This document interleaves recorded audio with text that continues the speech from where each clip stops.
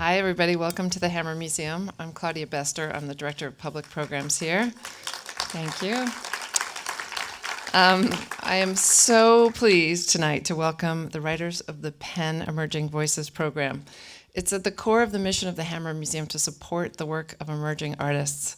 So I'm very proud that we have a little opportunity to be part of Emerging Voices and celebrate the work of these talented writers at the culmination of this super intensive year-long program.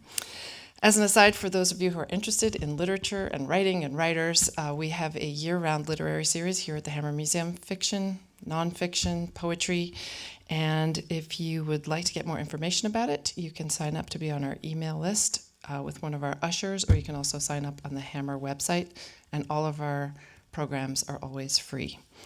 Now, to start the evening, please join me in welcoming the Executive Director of PEN America Los Angeles, Michelle Franke.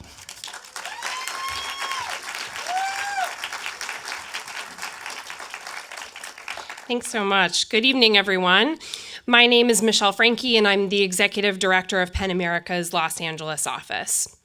Thanks. Like the single, woo!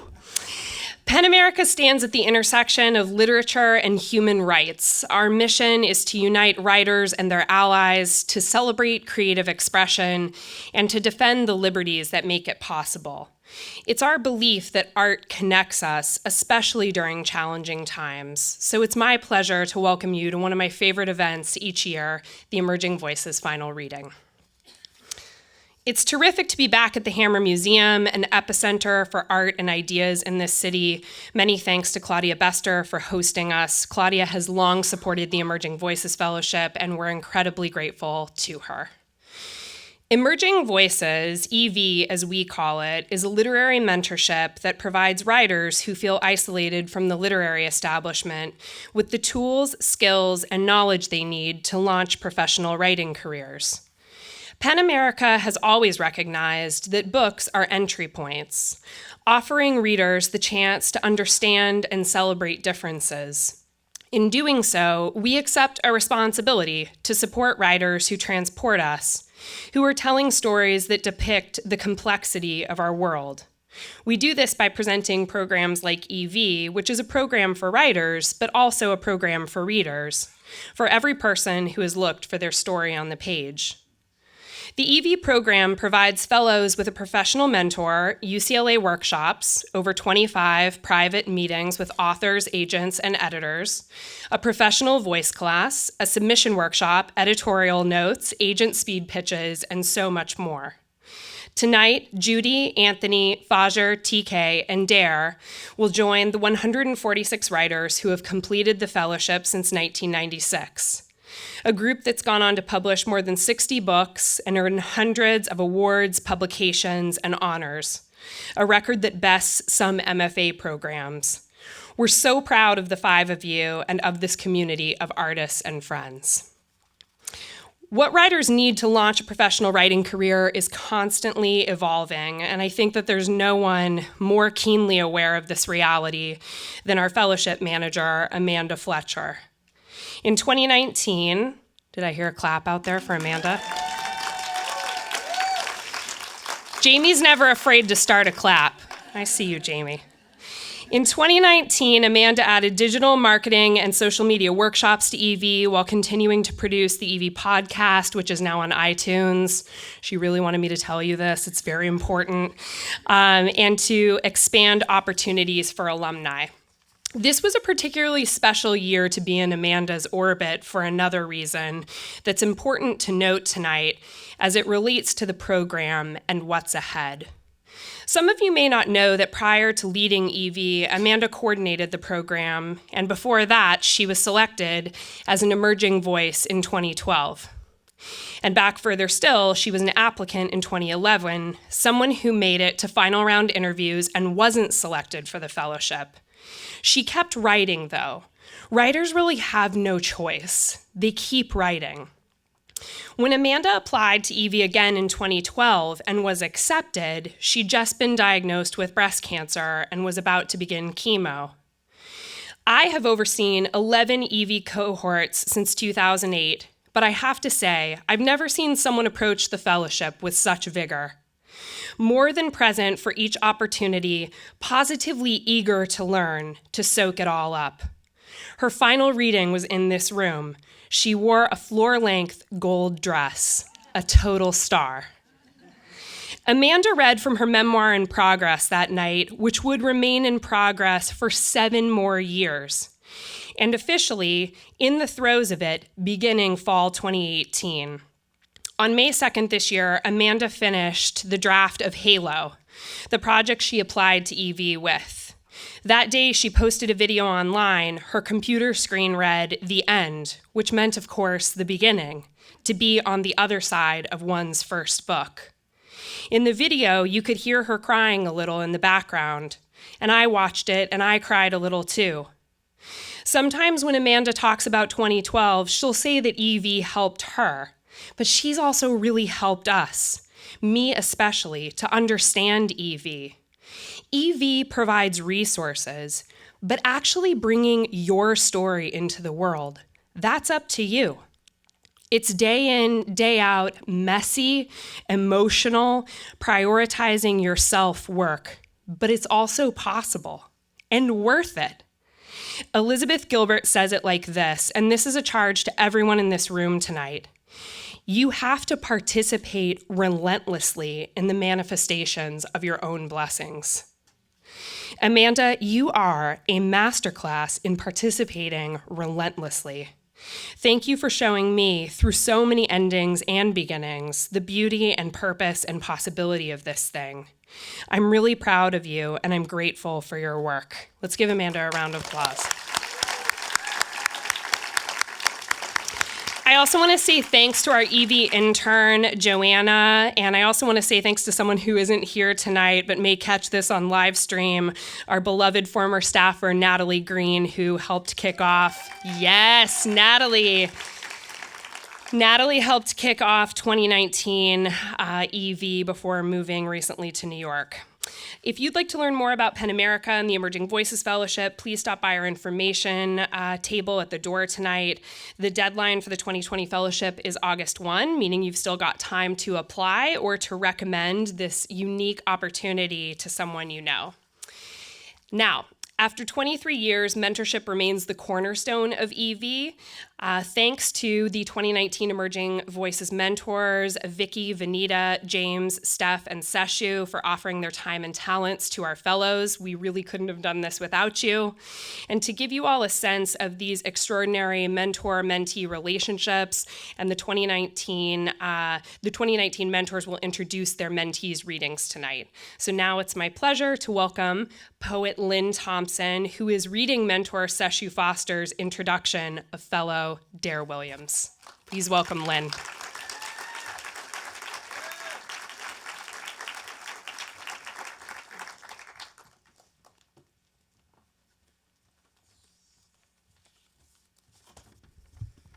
So I apologize in advance to those of you who were hoping to see Sesshu. I am clearly not him. But I'm grateful, frankly, for his absence because it gives me a chance to introduce my dear friend, wonderful poet, and great poetry citizen, Dare Williams, with Sesshu's words. And I have to say in advance, I think just to mess with me, he sent this tongue twister description. Come in out of the slipstream and Dare will speak to you. While the exterior slipstream sputters and howls, Dare challenges us to be clear. While the slipstream screams overhead, Dare speaks directly. He'll stand here in half a second in all honesty, fresh, frankly idiomatic. While the slipstream scours the outside world, stripped and barren of queer desire, HIV memory, and candor, Dare relates transcendent personal figures, crisp as any leaf, lush with tenderness. When I first read Dare's poems, I knew I'd be glad to work with him, exchange ideas, reading suggestions, marginalia, and feedback because of Dare's honesty, openness, and willingness to err on the side of generosity for the reader. Dare will go there for you. You can have confidence because of his consideration in the depth of field Dare delivers as a forethought. It is Dare's manifest honesty and personal generosity that poetry requires to renew and revivify every poem. So Dare brings it. Poem after poem in the vocation of duty and obligation of the poet, Dare delivers. With every poem, we witness the deepening discourse of a poet and his community, a community finding a voice in its poet. You'll hear these poems ring with that clarity because we too have a place in that circle. Listen and partake in the prowess in Dare's work so that you too are moved. I am thrilled to introduce the poet, Dare Williams.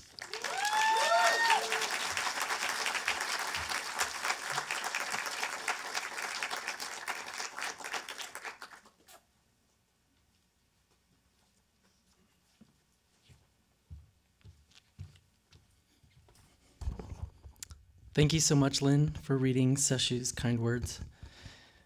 It has been an honor to be a part of this fellowship. Thank you to this fierce cohort, the mentors and friends and family who have supported us during this journey. Thank you, PEN America, and thank you for the Hammer for hosting us. This first poem, it is a take on a form called the Burning Haibun, and it uses a technique of erasures.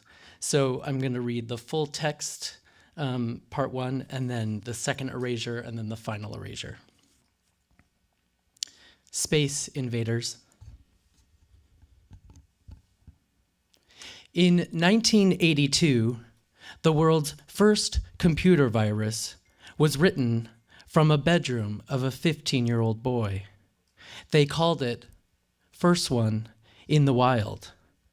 Attached to a game, it released on the 50th play, made itself known in the form of a poem. If a computer booted from an infected disk, a copy of the virus was placed in the computer's memory. When an uninfected disk was inserted into the computer, the entire DOS would be copied to the disk, allowing it to spread from disk to disk. Part of the success of the virus was that people were not aware of the potential problem, nor were virus scanners or cleaners available. It was possible, however, to inoculate uninfected disks against the virus by writing a signature to the disk. The virus would then think the disk was already infected and refrain from writing itself. The boy created the virus as a prank and quickly gained a reputation, so much so his friends stopped accepting discs from him. I was boy-bodied when it arrived through the wicked game we played. I name the little monsters inside of me, how they clang and pull my cells, weaving their way through my history. A poem is a pressure point that won't stop bruising. Would you say I was clean and unscanned? I was signing my signature on your body, and you held some unknown code ready to invade me. But I could never refrain from writing myself into your story. Blood carries messages, and mine is forever loud and screaming. What exactly was the prank? To change me indefinitely, or to make sure you always appear in my downloaded language? First erasure. The first virus from a bedroom, boy in the wild, released the play, a poem booted from infected disk. A copy was placed in memory. The disk spread to the people. The problem were scanners. However, to inoculate the virus, the signature would think was infected from writing boy as a prank. Quickly, friends stopped accepting him. I arrived. We played. Name monsters of me. They clang my cells, my history. A point won't say I was clean.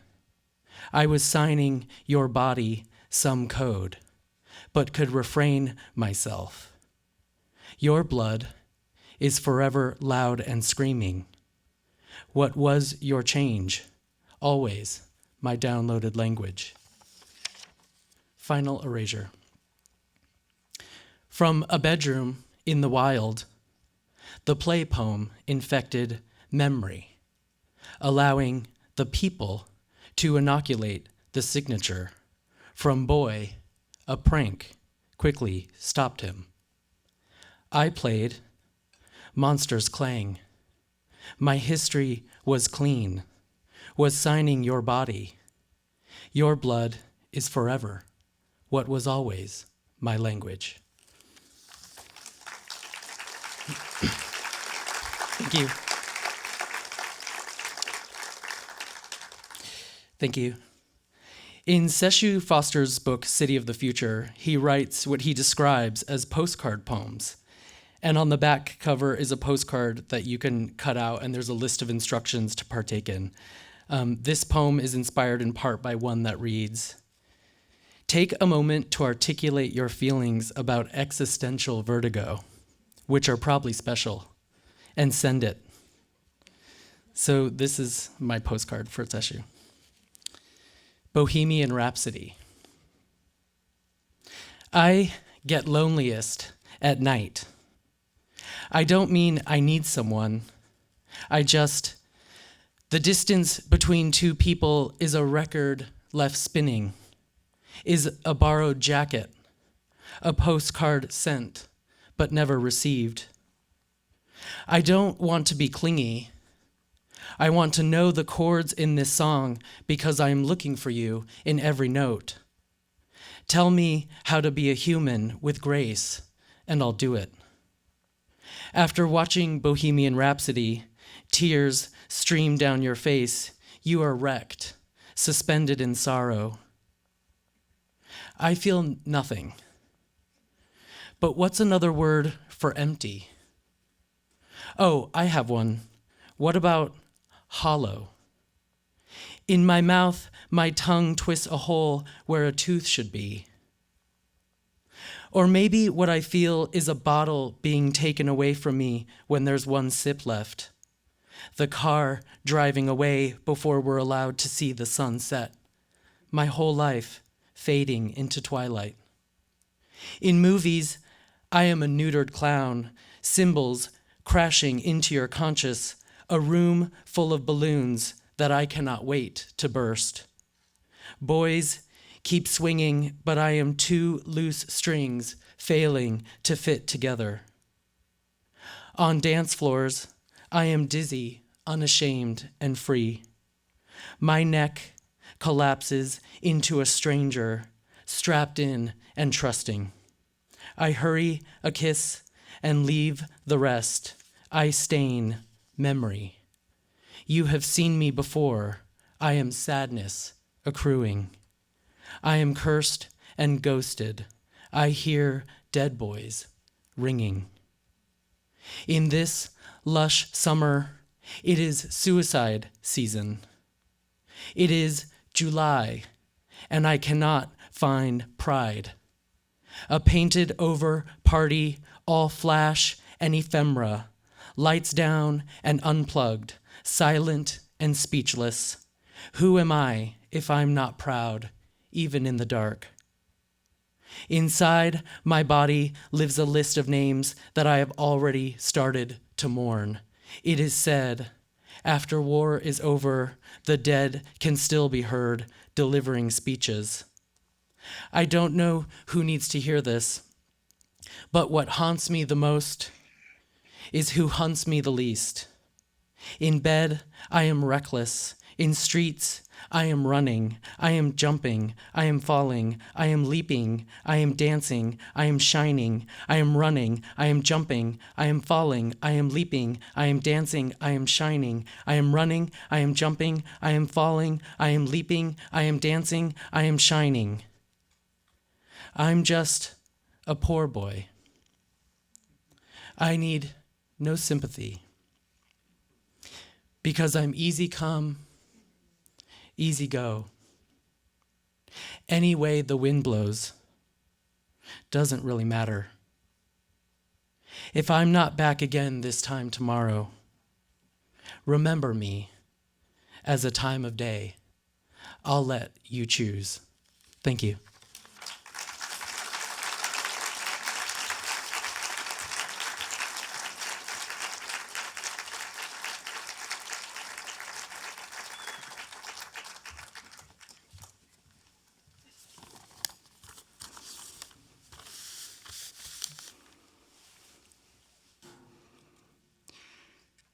Scooped watery rice in a bowl. A can of dried fish cooked in black bean sauce. A single egg placed in the middle of a table. A brown egg, boiled along soy and pork. The skin a light tan color. The yolk crumbly when broken. When I read Anthony Hoang's description of a simple South Vietnamese meal, I knew I had met a kindred spirit. Here was a writer after mine own heart, also my stomach. His depiction of a family in the Chinatown district of Saigon made me hungry, but not just for food. Anthony is able to effortlessly conjure up the smells, the textures, the beating heart of everyday life in South Vietnam, pulling into focus a culture most Americans have seen only in war movies and documentaries, vague outlines of people in straw hats labeled as exotic, the other, not us. He fills in those outlines with characters that pulse with desire, with regret, with lives flawed and complex and vibrant and instantly recognizable. Us.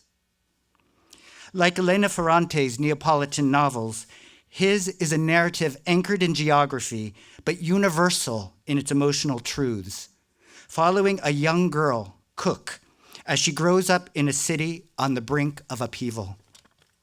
The American war in Vietnam is present, but for the most part obliquely, putting the characters front and center, inviting us to identify with them and their lives, to sit at their table. And this is what the best writing does. It inspires in us a hunger to partake of another culture, another community, to sit at their table and break bread with them. In today's world, which seems bent on fragmenting itself into smaller and smaller warring tribes, this kind of writing can knit us together. The poet and author Ocean Vuong writes, "A story, after all, is a kind of swallowing." And Anthony is preparing for us a feast.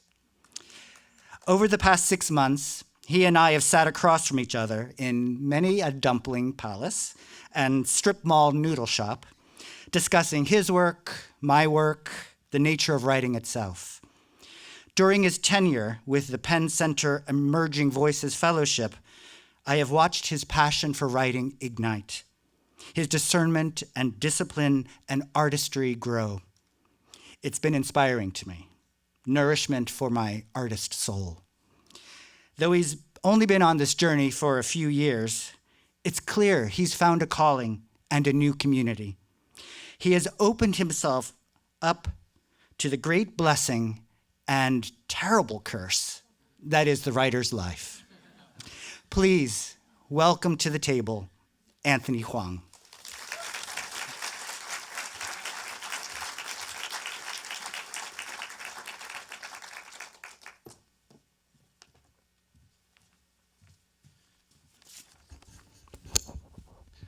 Thank everyone for coming. Thank you, Amanda. Thank you, Michelle. Thank you to my cohort who are awesome. I'm gonna miss this. This chapter's titled Tengo, which translates, it's Cantonese and it translates to love song. After Cook got dressed and put up her hair, she pushed her sister and fam out of the room and looked at herself in the mirror. Her neck, uncovered by her hair, wasn't as slender as she would have hoped, but was still agreeable if she looked at it from a particular angle.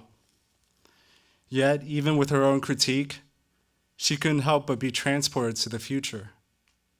She never thought of herself as a child anymore, but it was the first time she saw herself as a woman. The nightclub was in the back of a large hotel and was on one of the busiest boulevards of Saigon. Tin walked ahead of them, and she noticed how consistent he always dressed. A suit and a starched white shirt, with the same part in his hair as when they first met. When they approached the lobby, she noticed everyone else was dressed up. She often passed by cosmopolitan people like this, but usually it was late at night after they had gone dancing. She hadn't seen them freshly done up before the night began. She couldn't help but compare herself to them and folded her arms to obscure the view of her dress she was wearing, noticing that the fabric of her dress was cheap cotton, while theirs expensive silk and chiffon. She read the bright neon pink sign above the doors to the nightclub, love song. Being inside the nightclub was like being inside a glass cage, with mirrors hung all along the walls, a glimmering disco ball rotating above the room, and lights bouncing off the floors and off of faces. Those were the beginning days of disco, and even being thousands of miles away in a tropical city, it couldn't stop the funk rap beats from making it to the dance halls and the clubs. The host sat them at a booth just off to the side, and Tin ordered a bottle of champagne, which the waiter put in a bucket of ice. He poured them both a glass. The bubbles tickled her throat when she took a sip, and she smiled at Tin as her face felt warm. The dance floor already had people on it moving their bodies to a Stevie Wonder song. Tin was achingly modern and seemed to know the words to all the songs, even the American ones, mumbling them under his breath as they sat. A mustached man at the center took the hand of his partner and spun her around, which shot the light off sequins of her dress across the room. The next song to come on was Dancing in the Moonlight, and Tin leaned over and asked, "Let's dance?" Nervous, she quickly poured the rest of her glass down her throat, and they walked to the dance floor as the chorus played words she would remember years later. She wanted to enjoy herself, but the room became large and dizzying, like she was inside a pulsing organ. She closed her eyes and tried to calm herself like she always did as a child. When she opened them again, the lights in the room shimmered across the floor, and she could picture herself along the banks of the river, feeling the warm sun's glimmer on her face. At that moment, she saw that all moments, no matter how distant in time, and places no matter how separate, could be one and the same. She was surprised how well Tin moved on his feet, this country teapot as he called himself. Her heart sank. It wasn't his first time in a place like this. How naive of her. How could she have let herself think that he was as inexperienced as she was? Of course he had been here with other women. She was sure they had pencil-thin necks, faces absent of freckles, and most importantly, high cheekbones, without her baby fat. She was not his first, and she would probably not be his last, she told herself, and pulled away from him. He grabbed her hand, though, not letting her separate, and looked into her eyes. She repeated to herself, "Don't be fooled, don't be fooled, don't be fooled." He pulled her close to him. She could feel his heart beating. He looked into her eyes and was caught there, like a tree planted with its roots into the ground. He brought his lips to hers, but she moved her face aside, bringing them cheek to cheek. Cook turned to him, expecting him to be embarrassed, but he was as boyish as ever. He drew her close, and she felt his breath near her ears. The moist air tickled her as he whispered, "I love you." She didn't respond, but instead took a step back and looked into the eyes to see if he meant it. Why would he love her? What did she have that was worth loving? Of all the women in the world, why would he choose her? After the club, they stopped by a noodle hawker on the street near their home. What a sight they must have been, she thought. The two of them so well dressed and squatting near the floor, eating their greasy and steamy meal. But she didn't care. She could finally exhale. She sensed that they were both as happy as the clams they were eating. Tin unbuttoned his shirt collar and let out a burp as he finished his bowl. As much as he was at ease in the club, he sure seemed relieved to be sitting among his people in the open air of the city.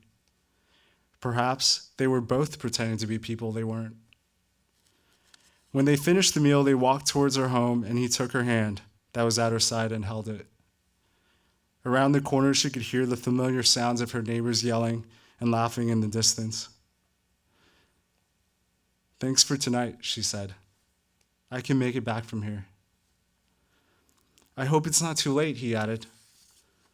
She leaned in and kissed him on his lips briefly before pulling away, embarrassed that she had been too rash. No, she thought. He may have loved others before, perhaps others more beautiful than her, but he will love her in ways that he hasn't loved anyone else. Because there is not another woman like her, not anyone with as big of a heart and who sees the world like she does. She was an original. "Good night," she said, and felt satisfaction as she walked towards her home, reminded that it was her first time kissing a man. And it made him blush. Cook stopped at the edge of her house, put her palm against the wooden frame, and ran it along the pillar. She bent over and took a small rock, one with the sharpest corner she could find, and etched the date into the wood. She ran her fingers over the coarse, indented lines. She wanted to remember it, hoping that one day it would mean something to her. Thank you.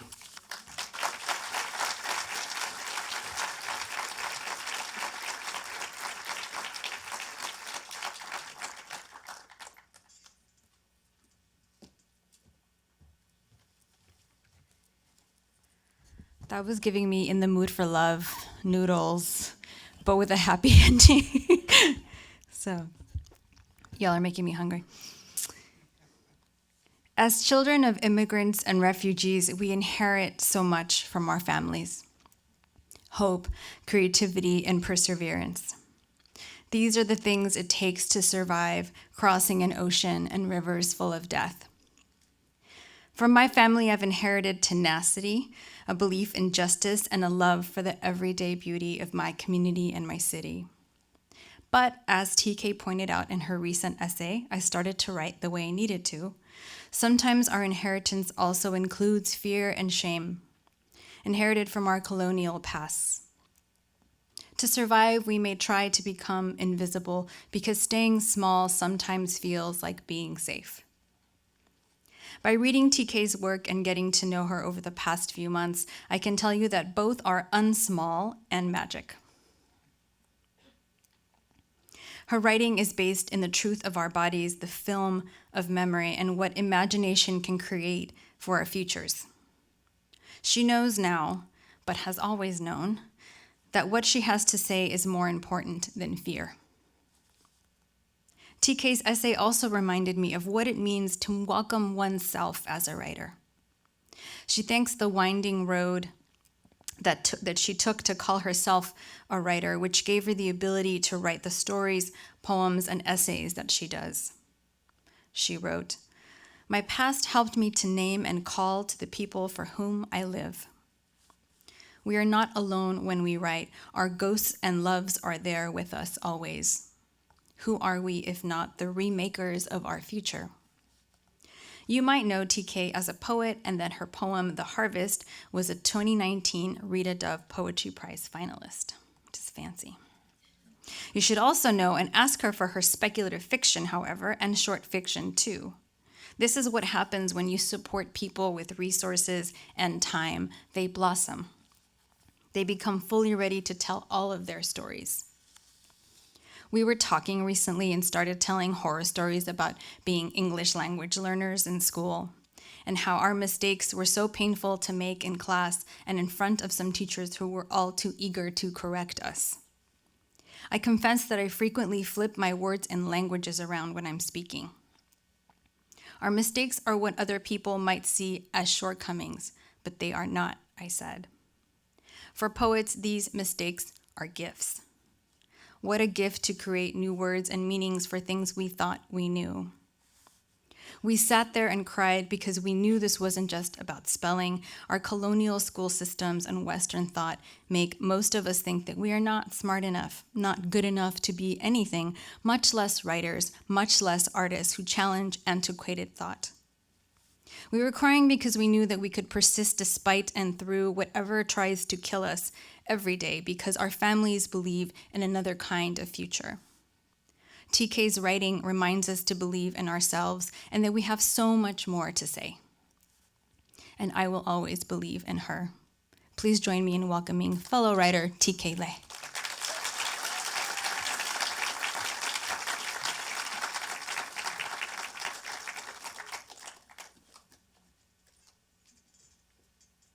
So much makeup on.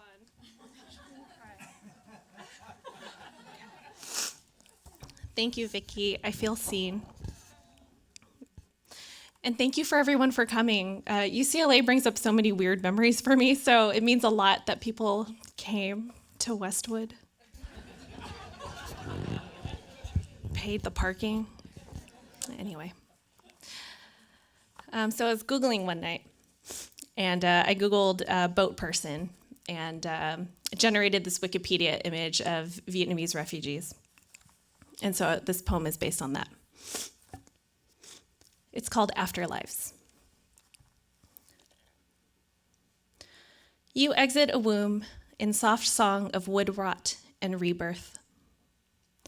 Shovel strike into a spoiled soil, dug all the way to an upside down. Spilling out of split, spilled earth you surface, washing up in dozens or even hundreds, a bundle or a horde. Arms stretched forth for new horizon or government handout. Mouths shout new consonants to string together a chain. Rosary or migration? When will it end? The exhausted economy asks. Here, says the camera, cropping off a frantic swimmer, barely out of frame. Better for balance. What follows is color running off the page. Your bright fabric signal waving a surrender to grayscale. No one look behind at Pontius brining his pale hands in ocean deep. I inherit what no one wanted to catch. Smell of piss and vomit. Puckered skin from scorching sun. Muscle memory of walking across creaking planks. Threat of nothing just beneath us. But what if I dove in, and among the fish bones and debris, I held laughter from jokes you made to lift the weight of waiting? Or lilt of lullabies to loved ones as night rolled endlessly. I can hold the technicolor of your trauma in my unwashed hands. Take them to an exodus where we live brighter. With our fingers interlocked this way, together we can surface. I have mucus. Oh, thank you. Thanks so much. All right. So I started writing these mythologies in prose poem form, and I'm thinking about Southeast Asian, like femmehood, intergenerational history existing concurrently, like past and present together. And I was thinking about the symbol of the fisherwoman. So this is a story about fisherwomen. In our bound past, we were fisherwomen, balancing baskets of our pre-dawn catch on beams across our backs. Our arms held nothing but what was to sell. We squatted at our corner of the walkway, shouted the price of our wares until our voices grew hoarse. Silver scales glimmered, dried, dulled to gray. The bloodshot eyes of our livelihood laid to rest. At the setting of each sun, our mouths had nothing left but what remained. We fed ourselves on excess. We know the way opportunity offers itself unto the wanting, the sweet tonguing of bait, the acrid spill drawn from the hook. The first lesson learned in this strange world, the price of meals. We became big fish, became bait and hook. We wanted to vanish, small shrimp in expansive waters. A safety, a quiet dissolve, the rays of a setting sun breaking onto the water below.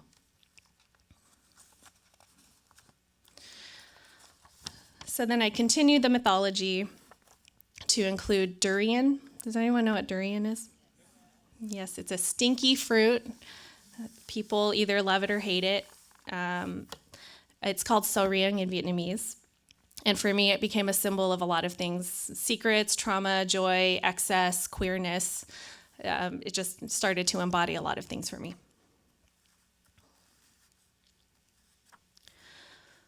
We fisherwomen could not find Hoang at the freezing markets of the strange place. But we had good noses and were willing to dig. One found embalmed beneath new parking lots, the fruit whose flavors had so long beguiled us. The fishermen forbade us to eat Hoang. The stench reminded them of past, of death. Late at night, as the fishermen slept with clenched fists, with dreams of holding power, we tiptoed to the freezer, pulled out Hoang, pulped and preserved in plastic containers, out of the fishermen's line of sight. Our closed mouths became ovens, thawing out relics from lives we were told to leave. But why? We fisherwomen wept, our teeth cutting through fibrous fruit. Then one burst out a laugh, quickly covered her mouth. And one by one, we became alive again. A ripple of joy. Quietly, we laughed at our success, at this clandestine indulgence, laughed at all the things men did not know, laughed at how men so cared about the smell of Hoang, but not the foul odor of everything they left behind, laughed about messes we had learned to clean with orange sprays whose names did not roll easy off the tongue or the skin. By morning, the evidence had been cleaned, wiped, triple bagged, and tossed outside. No stringy, jaundiced pulp, no plump oval seeds in sight. Only a hint of it to those who bothered to notice. The stubborn and lingering scent, the mix of sweet and rot, kind of like the market square at the end of the day, or our dirty little secret.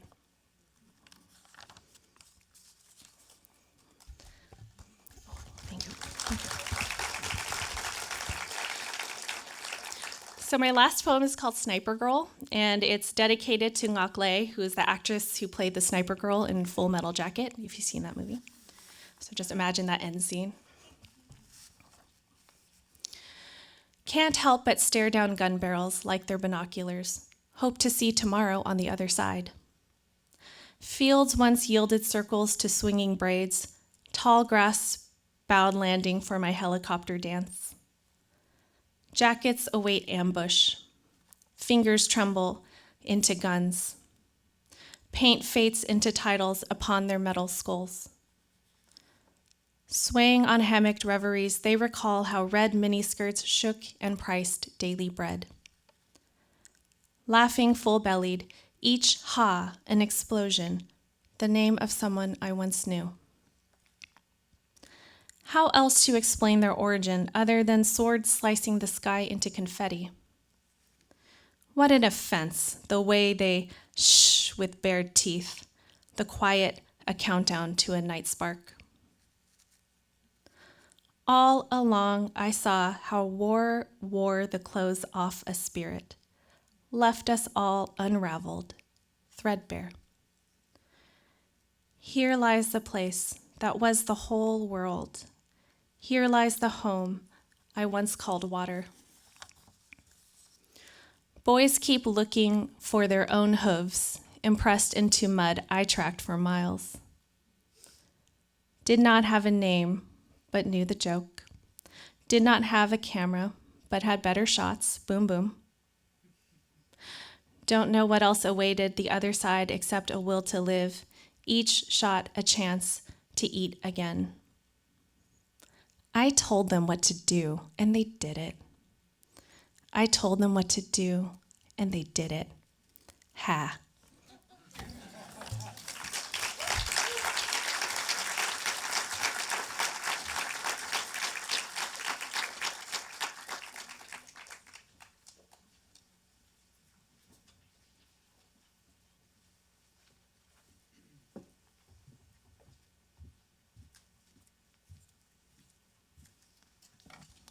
Here lies the place that was the whole world. That's such a great line. I'm Steph, and I'm here to introduce Judy Choi.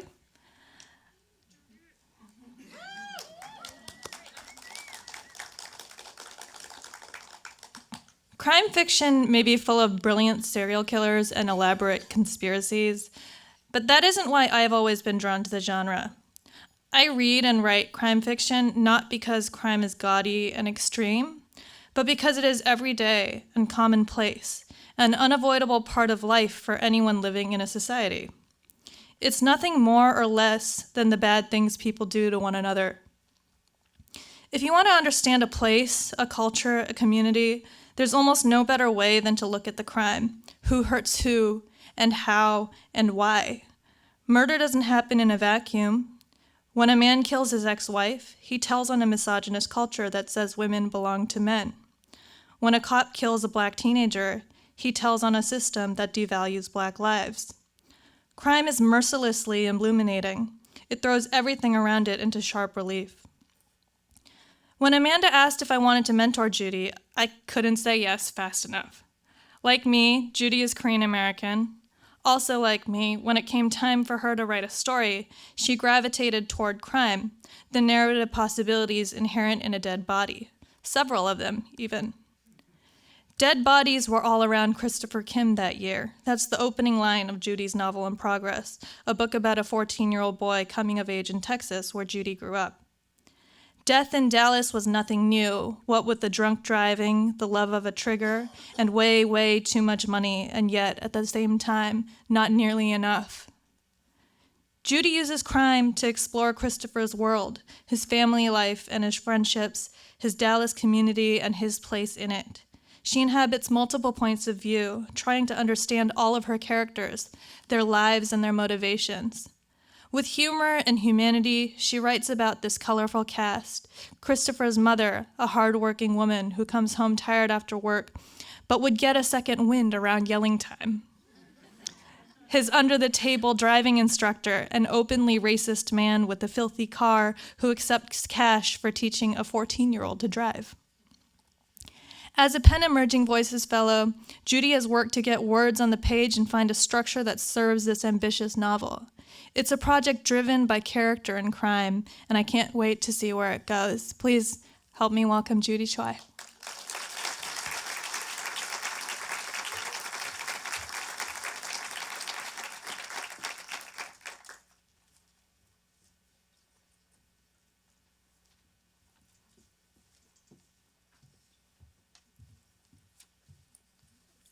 Thank you, Steph, for putting up with me. And I want to thank everybody here for just coming out and, like TK said, paying for parking. This is an excerpt from my novel called Big D. Here it is.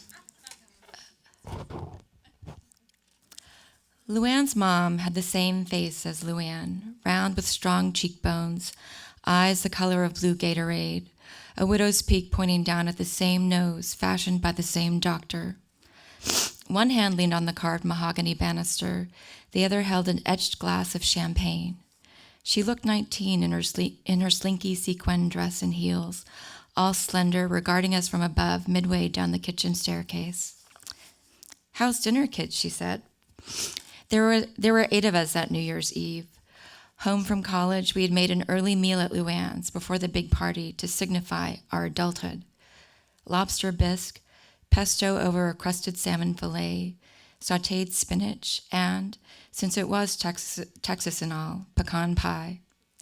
In the stadium kitchen, we chopped and sprinkled and stirred, drinking wine out of giant crystal goblets, listening to New Order, the whole time all of us trying to sound like we had changed, that a semester of college had wizened us, made us grown. Someone said hermeneutics, and someone else said semiotics. I threw in something about Baudrillard. We were assholes. But we were trying for something, to take ourselves somewhere. Maybe it was all code for promise. We are, none of us, coming back to live in Texas. Luann did not let on if she knew that her mom was about to make the short list for the Bagwell murder, that certain people had a line on her, and I put it out of my mind, let myself fall under the spell of the marble countertops, the polished silver, the chandelier shaking at 1,000,000 prisms of light. Before we sat down to eat, we went upstairs to the dozens of rooms and changed from army pants and T-shirts to the heels and pearls and ties and dinner jackets we had brought with us. Now we sat at the table staring up at Luann's mom. "Smells delicious," she said. "You kids ready for the big party tonight?" "Come join us," David said, patting an empty seat at the table. "No," she swayed. "I'm good." "You look pretty." I sounded so fake, but I meant it. Aside from the whole murder suspect thing, she was everything Dallas could want. She thanked me, bowed her head, and flipped her magazine hair back. I thought I'd get dressed up for the occasion. Where was she going that night? Back up to her room to watch Dick Clark, that's where. From her 4-poster California King with a box of tissues. She was handling it all rather well. Luann's dad was gone already, in Athens, taking the predictable route with his young secretary. The bulk of his wealth was family money, oil money, not the kind shared in a divorce. Her mom would keep the house, though, just none of that other stuff that really, truly separated her from regular people. When Luann went back to New Haven at the end of the holidays, it would be just her, coasting there, spreading her resentment over the full 7,000 square feet, not including the wine cellar. Luann, sitting in the hostess' head, tried to look at her mother and failed. She put her elbows on the table and rested her chin on folded fingers, eyeballs toward the bread basket. Her lips weren't moving, but I knew she was talking to herself. She would never be in this position. She would make herself more than enough. She'd be the leaver, not the one left behind. She already was. While her mom lingered too long on the staircase, and we cooed over her youth, her house, her dress, Luann undid her fingers and forked the salmon on her plate over and over. Hours later, we were in the garden room, now filled with round tables covered in floral cloths and faux bamboo chairs and flowers everywhere like at a wedding. Luann's mom had hired a DJ and a lighting company that set up a disco ball on the ceiling. I guess she wanted to make things festive, given the weirdness of the year. The head count expanded with more kids back from college in black ties, more taffeta and bows spilling out of the doorways. The dinner was just for us, but the party, it seemed, was for everyone who ever had a parent pay for any dang thing they wanted. The bartender couldn't keep up. Things got sloppy. People were too happy to see each other. People were being loud. At around 10:30, Luann grabbed my hand. "I'm leaving," she said. "Your own party? Come with me." That's all she ever had to say, and I was a dog chasing her ankles. She was going to Jack in the Box, and she had something to tell me. I geared myself up to hear what she knew about her mom, the questioning, the connection to the body, and then I would spill my own guts about it, about Christopher and Mert and what they saw. But after the drive-thru, with a mouthful of burrito, she said, "Listen, I'm pregnant." She was scheduled to deal with it in a modern way. It was the 80s, after all. But until the time came, she would give the embryo whatever the hell it wanted. Right now, she said, it wants to eat a burrito supreme and go to bed. I would always be steps behind her, no matter where her life went, up or way, way down. She was always ahead of me. I wanted to catch up. I wanted to lie and tell her I was pregnant too, so we could hold hands, be best friends forever. I wanted to strap myself to her. I wanted her to need me. I wanted her to cry, but she was nowhere near tears. Do you want me to go with you? I said. I'll be at school, she said, rubbing a crumpled napkin across her lips. Peter's going with me. It'll be fine. I felt the need to hug her, but I remembered that time in high school when she cried in her room over something she couldn't explain, and I put my arm around her. She shrugged it off like I was some creep and said, "Get away." When we got back to the party, David handed me a full glass with a medicinal waft of vodka floating over it, and Luann snuck up to bed. I drank and drank until I didn't care if things made sense. I tried to get myself to the point where I loved everyone, but couldn't quite make it. Someone gave me half an ecstasy, and it only turned me into a watcher. People were laughing and dancing, leaning against the wall and smoking clove cigarettes, dropping dark, ashy flakes on the Spanish tile. People were hugging each other. Everyone had straight teeth. Everyone was so excited. About what, I couldn't say. Fucking white people. Would I ever break out and want something else? Luann's mom, still in her dress and heels, was at the garden doorway, eyes red, saying something about how someone had gone down to the wine cellar and stolen all her Dom Perignon. I went up to her, feeling nothing but curiosity, detached like a Buddha under starry disco lights. "Did you do it?" I said. Her startled eyes were a smudge already, and her mouth went into a bunch of different shapes. She slapped me. The tingle on my cheek warmed me, made me happy. "Is that a yes or a no?" I said. I don't recall her response, but it didn't matter because the ecstasy turned, and I finally loved everyone in a giant swirl of hugs and words and sweat. Then time jumped like it does for idiot nights, and suddenly the sun was creeping through the window. I was on my knees in a bathroom somewhere, and I couldn't help but notice how pink the balls were, how cold the porcelain, how shiny the floor, how new the year. Thank you.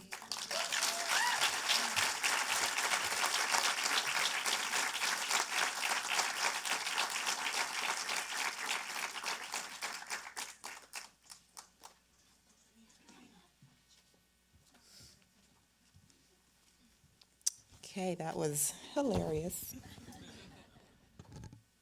All right, so we're nearing the end of something really special tonight. So, as a writer of fiction, the space between words is a safe place, one that I govern with full autonomy. But writing just this quick note requires me to stay here, in this time, in this reality, where safety is not guaranteed. We are most powerful when we say the thing we are most afraid to say. That is how we wring out the ghosts of our worst days. Only then can we walk through them into something new, bright, and alive. As a teacher, the thing I am most afraid to say is that I don't know anything. I don't know how any of this will turn out for my students, for myself, for my country, or any of us. I was asked to be a mentor to a future writer, and in this great state of uncertainty, I said, sure. And after meeting Fajer and reading his work, I witnessed something profound. The way he skims across nations and cultures, tracing the connective tissue of limbs we too often believe belong to separate animals. I've seen him wrestle with the words that define us, bearing the weight of doubt, worrying that it'll all be wrong, and that if we can't get it right, we will remain doomed, haunted by our history. Human beings are always swinging wildly at the monsters of our own creation. And still the language comes to him, and he sees the links between our civilizations in a way no one else does, and names that world with grace. I cannot wait for everyone to read Fajer's stories. He writes about Syria and the US, how individuals are made to walk and eat and gossip and fight and take and sacrifice just to be happy, while the word itself fades from memory. As an artist, what excites me most is watching the next thing happen, how the unknown will open up into unexpected marvels. In this era of persistent racial and cultural division and inequality, the ghosts of private outrage, complicity, and/or denial wander. The whims of a few can leave many displaced, impoverished, hunted, or forgotten. And I've been asked, doesn't that make you angry? Well, here's the only truth I really know. I am profoundly in love with humanity, and I want us to achieve the brilliance I know is possible, especially in dim times. Fajer is certainly the next light in the dark.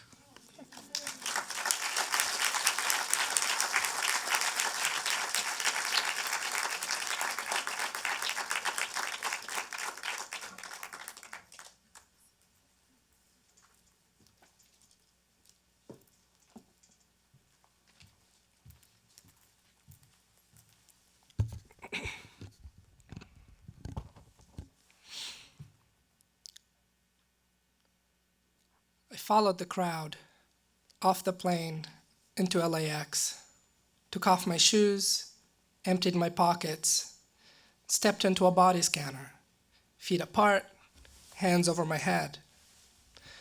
The security person slipped on a pair of blue gloves, yanked his hand from behind the luggage belt, and waved me over. He patted me down, told me to step aside. "Everything okay?" I said. He walked past me, not saying anything back. So I followed him. He took me to a windowless room with a man behind a computer. "Passport," he said. I handed him my passport. He flipped through it. Many pages, only one stamp with 3 letters. USA. He shook his head. "All of you Syrians have the same problem." "We do?" I said.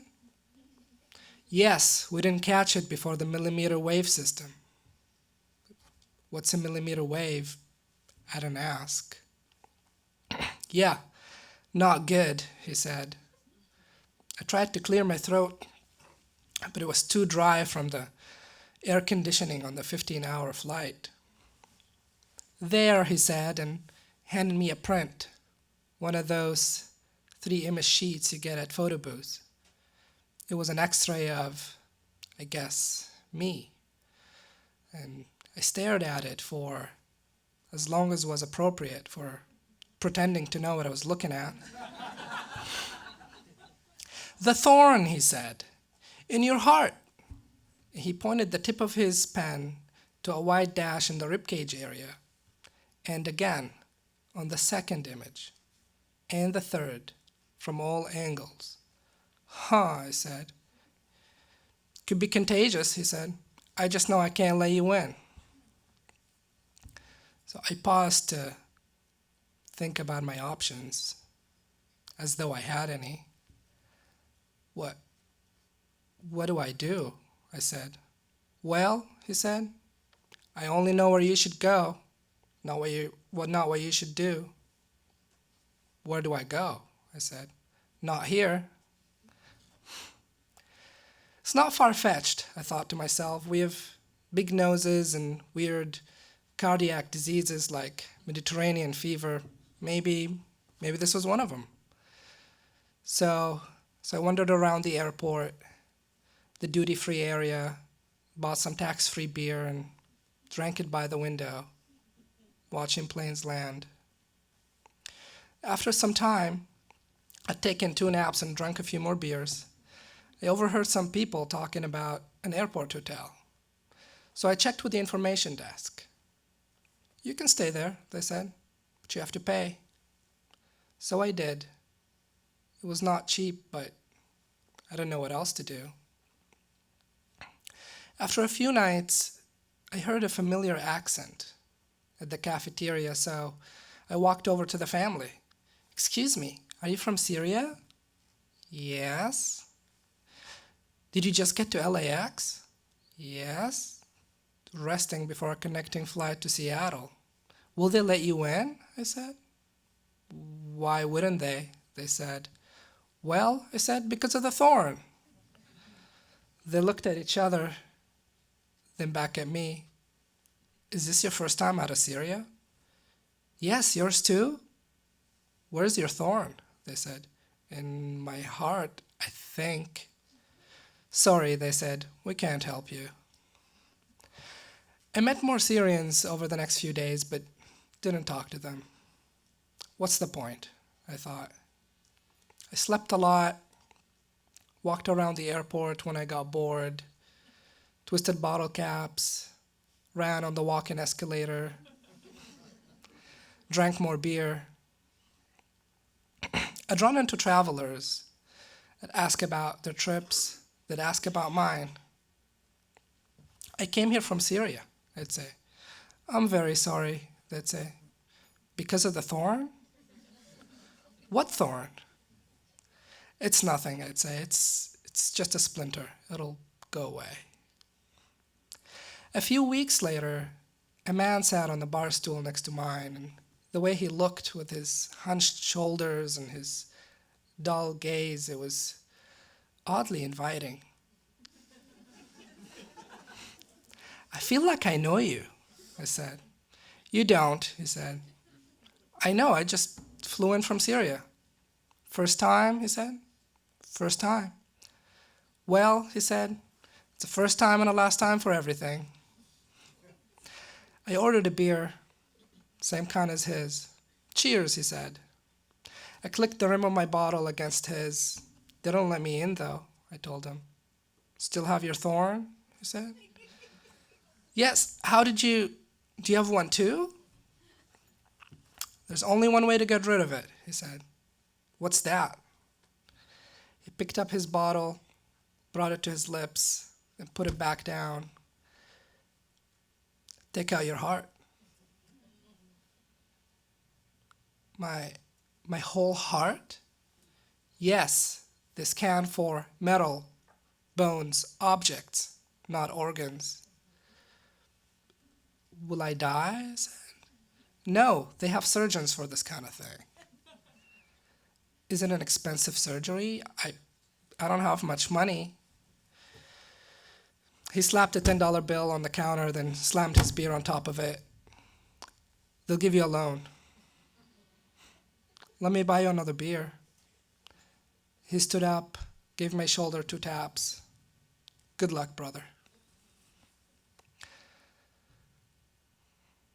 There were disclosures, terms, disclaimers. My signature on the last page, my initials next to dense paragraphs. 2 days later, I was discharged, on my way to my Airbnb in Long Beach. No problem going through security. And I held it in my hands, thorny piece of wood, like dried oak, the size of a palm. I kept it on me, wore it like a pin, and to sleep. A month later, there was a lease. More ink with my name scribbled on the last page like I have Parkinson's or something. Later, there was a job, a car, a wife, a dog, a kid. I misplaced the thorn, forgot about it, carried on. No heart in my chest. None needed. My wife suggested we should take the kids to visit Syria, see their dad's homeland. They were old enough to remember a trip now. She had never been either, but wanted to.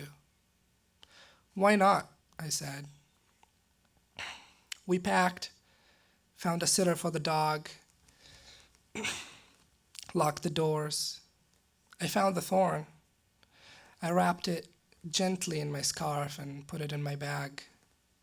It's only fair, I thought, to take it back where it belonged, not have to keep it around my house anymore. At the airport, while waiting in line to go through the body scanner, a man from behind said in a Syrian accent, "You know, you're going to have to take out another organ when you're back." "I do?" I said. "Sure thing," he said. "Every time you go, you get a new thorn." "Huh," I said. "That's okay," he said. "You don't need it. Just make sure your bones are fine and your skin intact." Syria. I should have known. Does not let go easily. So I took out the thorn, put it in my hands, looked down at it. "What's that?" my wife asked. "My heart," I said. "What's left of it?" She laughed me off. I pressed my palm on my chest. Still no beat. So I took the thorn with both hands and I pushed it in, as deep as it went. I heard a crack, probably a rib bone. There was no pain, just a hollow cage. Somehow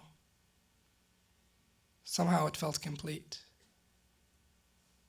I took off my shoes, emptied my pockets, stepped toward the bodies counter, ready, confident.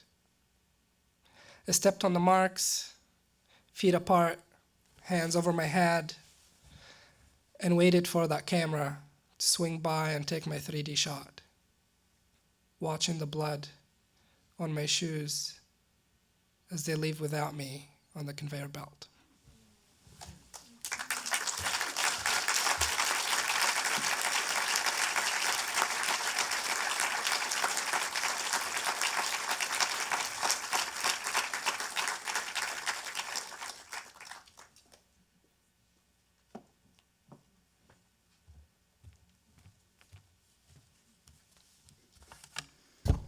Hi there.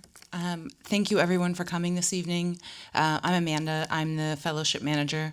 I feel like I should say a lot of really nice things about Michelle now, just because awkward. Hang on a second.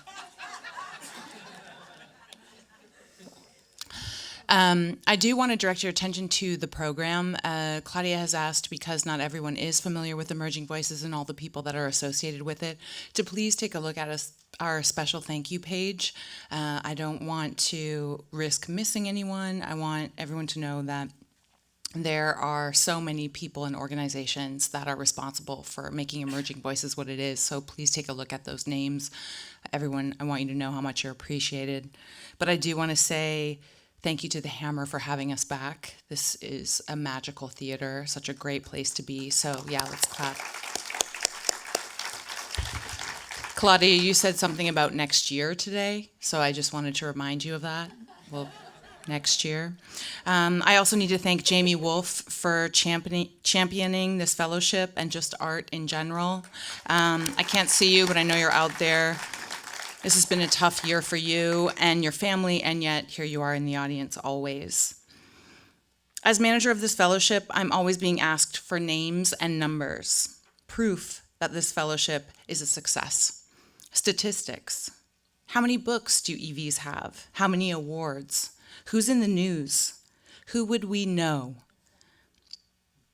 What I know as a writer and an administrator is that an artist needs name recognition to drum up interest in something.